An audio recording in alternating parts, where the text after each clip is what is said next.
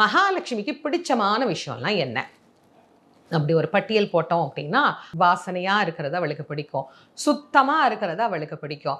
எந்த இடம் மங்களகரமாக இருக்குதோ அதெல்லாமே அவளுக்கு பிடிக்கும். யாரெல்லாம் நல்ல வார்த்தைகள் பேசுகிறார்களோ அவர்களை ரொம்ப பிடிக்கும். யாரெல்லாம் ஏழைகளை கண்டு மனம் இறங்குகிறார்களோ அவர்கள மகாலட்சுமிக்கு ரொம்ப பிடிக்கும்.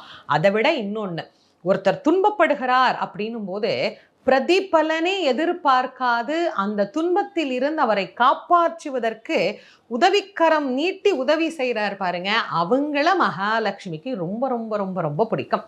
அப்படிதான் ஆதிசங்கரர் பவதி பிக்ஷாந்தேகி அப்படின்னு கையேந்தி கேட்ட போது தங்கள் வீட்டில் இருந்த ஒரே ஒரு நெல்லிக்கனி, அன்னைக்கு அவங்க அதைத்தான் சாப்பிட்டு விரதத்தையே முடிக்கணும் அப்படிங்கிற நிலைமையில, அதுவும் முழுசா நல்லா இருக்கிற ஒரு நெல்லிக்கனி கூட கிடையாது, ஏதோ அங்கங்க கொஞ்சம் அழுகி போய் ஏதோ அங்கங்க கொஞ்சம் நல்லா இருக்கிற ஒரு